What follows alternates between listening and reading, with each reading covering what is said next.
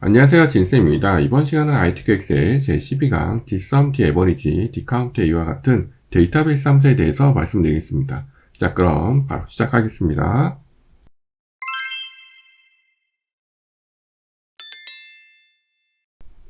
자, 그럼 바로 시작하겠습니다. 여러분들은 예제 여기 스텝 12의 데이터베이스 함수 불러오시면 되겠습니다. 교재는 43페이지 펴주시면 되고요. 이번에는 여기 3, 4, 5, 6 이렇게 4문제 풀어보고 또 뒤에 문제 풀어보겠습니다. 자, 문제를 보고 말씀드리겠습니다. 자, 3번 보시면 생활 양식 수강 인원의 합계입니다. 단 조건은 입력 데이터를 이용하십시오. dsum입니다. 자, 그러면 생활 양식은 여기 있죠. 그 다음에 수강 인원의 합계죠. 그럼 수강 인원은 여기 있습니다. 자, 그러면 이렇게 이 범위를 잘 기억하시면 됩니다. 저희가 앞에서 배우신 썸이프 함수를 이용해서 생활 양식의 수강 인원 합계 이렇게 구할 수 있지만 지금 문제는 데이터베이스 함수니까요. 일단 보고 말씀드리겠습니다. 자, 함수 들어가셔서요. 처음에 여러분 분들 범주를 모두로 하시고 밑에 선택하시고 D자 누르셔서 dsum 함수 불러오시면 되겠습니다. 자, 데이터베이스 함수 dsum 함수의 특징은 첫 번째 데이터베이스는 셀 범위예요. 셀 범위. 셀 범위는 문제에 나와 있습니다. 여기 생활 양식에서 수강 인원. 그러면 여기 생활 양식에 포함되어 있는 종류부터 수강 인원까지 이렇게 범위를 잡으시면 됩니다.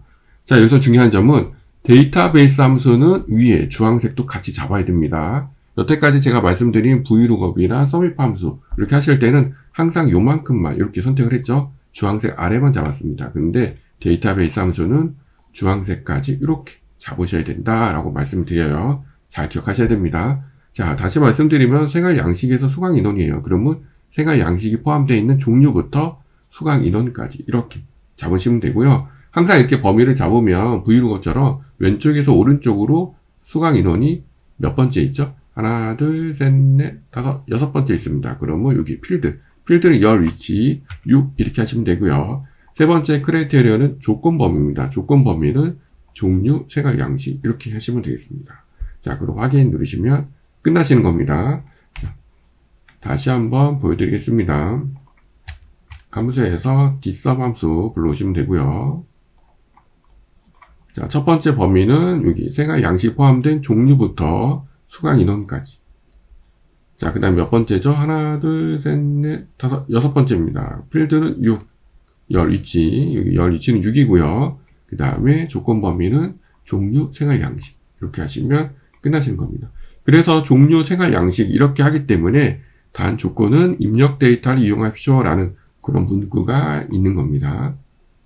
데이터베이스 함수 어렵지 않습니다. 자, 바로 다음 문제 가보겠습니다. 생활 양식 수강료 평균입니다. 단 조건은 입력 데이터 이용하라고 되어 있고요. 평균을 구하니까 daverage 함수입니다. 자, 커서 두시면 되고요. 자, 여기 함수 들어가셔서 D자 누르셔서 daverage 함수 불러오시면 되겠습니다. 참고로 데이터베이스 함수는 다 똑같습니다. 여기 함수 설명해 보시면 다 똑같죠? 똑같습니다. 그래서 첫 번째는 셀 범위. 이번에는 어디죠? 생활 양식부터 수강료죠. 그러면 여기 종류부터 수강료까지 이렇게 잡으시면 되죠. 생활 양식부터 수강료니까 생활 양식이 있는 종류부터 수강료까지. 자, 그럼 수강료가 몇 번째 있죠? 하나, 둘, 셋, 넷, 다섯 번째 있습니다. 그럼 필드는 5 이렇게 하시면 되고 조건 범위는 종류, 생활 양식 이렇게 하시면 됩니다. 그리고 확인 누르시면 평균 끝나시는 겁니다. 자, 그러면 바로 해보겠습니다. 이번에는 5번이 아니고 6번 먼저 해볼게요. 생활 양식의 최대 수강료입니다. 최대 수강료 조건은 여기 입력 데이터 이용하시는 거고 함수는 dmax죠.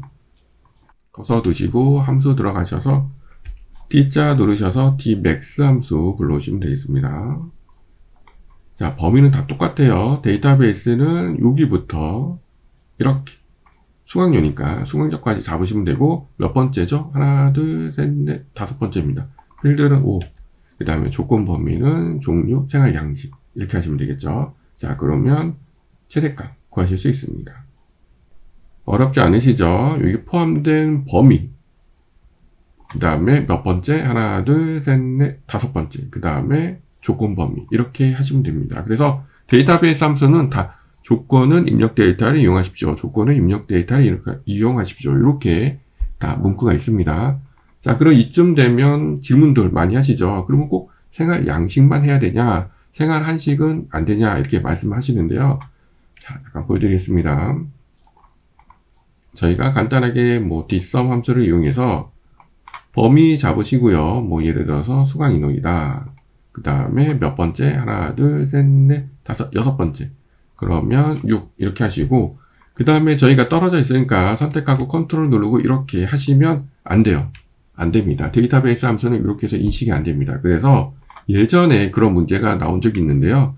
이렇게 복사를 하셔서 이렇게 해서 붙여넣기 이렇게 하셔서 여기에 단 조건은 입력 데이터를 이용하십시오 라는 이 문구가 없고요. 대신 조건은 L4부터 L5에 입력을 하십시오 라고 이렇게 문구가 바뀝니다. 그러면 여러분들이 문제를 풀 때 아까 말씀드린 것처럼 범위를 잡으시고 그 다음에 여섯 번째고 그 다음에 조건을 이렇게 할 수 없으니까 여기를 잡으셔야 돼요.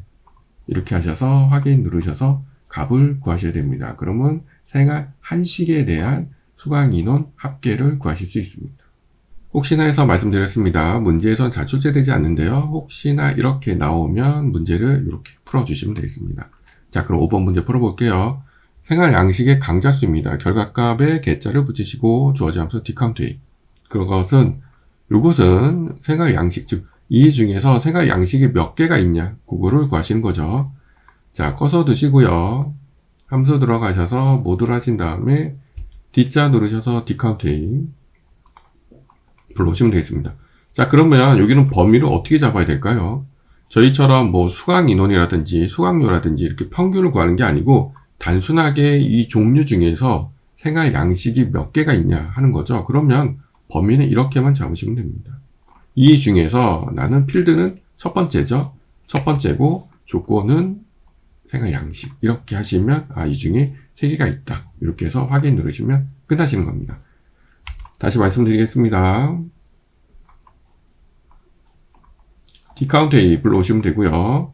자, 범위는 아까처럼 생활 양식의 수강 인원, 수강료 이렇게 하시는 게 아니고 단순히 이 중에서 생활 양식이 몇 개 있냐를 구하는 거니까 이 중에서 그 다음에 필드는 첫 번째죠. 네, 범위를 이렇게만 잡았으니까 필드는 1을 하시면 되고 그 다음에 조건 범위는 종류, 생활 양식 이렇게 하시면 끝나시는 겁니다. 자, 그 다음에 뒤에 선택하시고 연산자 하신 다음에 끈따옴표 하시고 개자 그 다음에 엔터 치시면 끝나시는 겁니다. 자, 그럼 다음 문제 가보겠습니다. 기출연습 1회 진행을 하고요. 여러분들은 다음 시트로 와주시면 되겠습니다.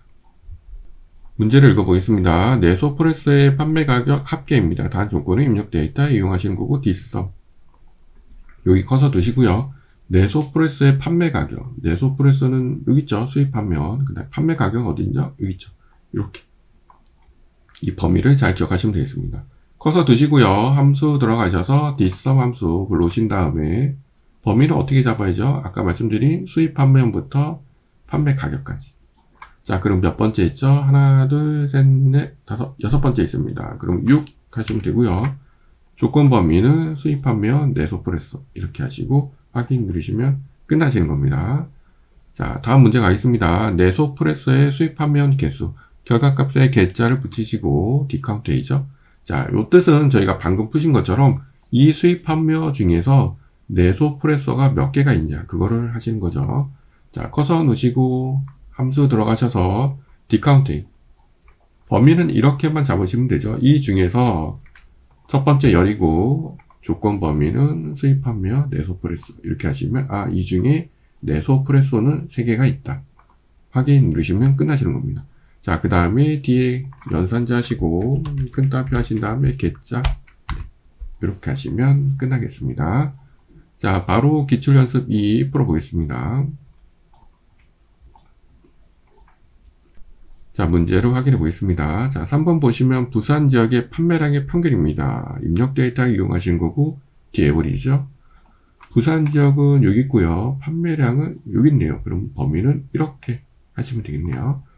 자, 커서 두시고요. 평균이니까 뒤에 에버리지 함수 그 다음에 범위는 판매 지역부터 판매량까지 그 다음에 몇 번째죠? 하나, 둘, 셋, 세 번째 자리입니다. 필드 열 위치는 3 하시면 되고 조건 범위는 판매 지역 부산 이렇게 하시면 됩니다.